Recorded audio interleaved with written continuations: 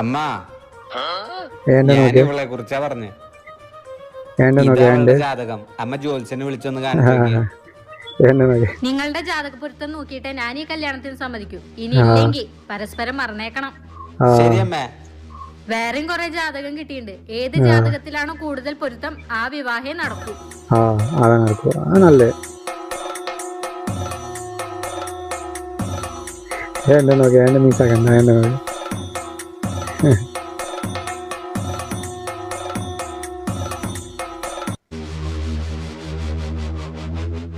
അമ്മ വന്നു.